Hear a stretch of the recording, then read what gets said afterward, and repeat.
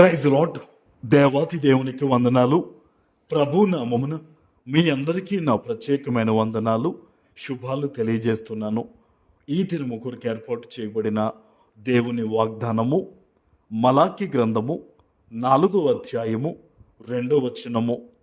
నా నామమందు భయభక్తులు గలవారగు మీకు నీతి సూర్యుడు ఉదయించును, అతని రెక్కలు ఆరోగ్యము కలగజేయును.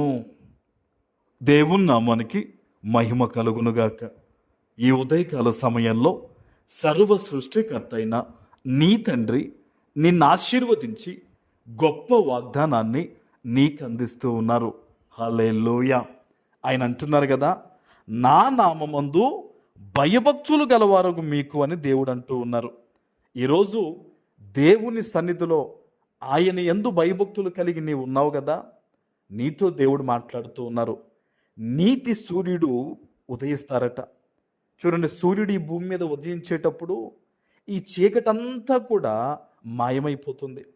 అలాగే ఈరోజు వాగ్దానాన్ని వింటున్న నీ జీవితంలో కూడా ఎలాంటి చీకటి ఉందని నువ్వు బాధపడుతూ ఉన్నావో, అది ఆర్థికపరమైన చీకట, కుటుంబంలో సమస్యలనే చీకట, రోగం అనే చీకట, ఉద్యోగములో చీకటి ఉందా, వ్యాపారములో చీకటి ఉందా, నీకొక శుభవార్త ఏంటంటే, నీతి సూర్యుడగు యేసయ్య ఈరోజు తన కృపను నీ మీద కుమ్మరించడం ద్వారా నీ జీవితంలో ఉన్న సకల విధమైన చీకటి కూడా యేసు నామంలో తొలగిపోబోతూ ఉంది. ఆమేన్.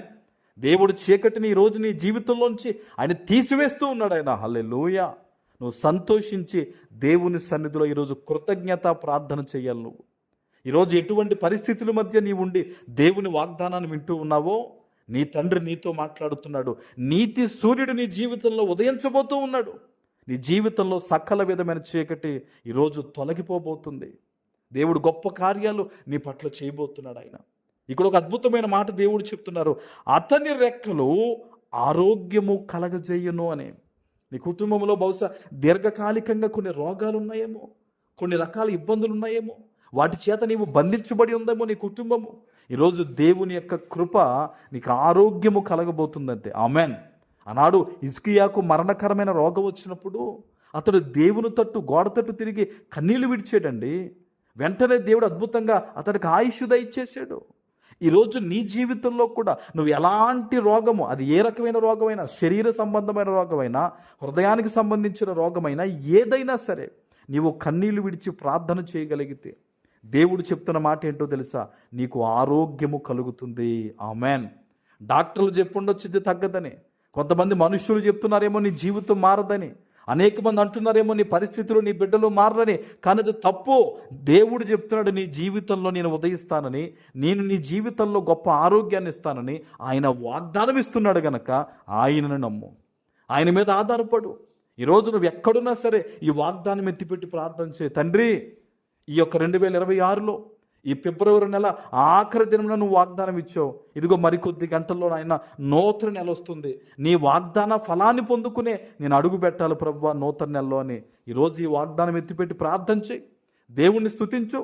సేవకునిగా చెప్తున్నాను, ఈరోజు నీ నోటి వెంబడొచ్చే ప్రార్థన ముగియక మునిపే దేవుని అద్భుతమైన కృపతో నువ్వు నింపబడి దీవించబడబోతూ ఉన్నావు. ఆమేన్. ప్రార్థన చేసుకుందాం. పరిశుద్ధుడా, ప్రేమ కలిగిన తండ్రి, మీకు వందనాలు. ఈ ఉదయకాల సమయంలో మీరిచ్చిన ఈ గొప్ప వాగ్దానము ప్రతి బిడ్డ జీవితంలో నెరవేర్చి స్థిరపరచమని యేసు నామమున ప్రార్థిస్తున్నాను తండ్రి. ఆమేన్.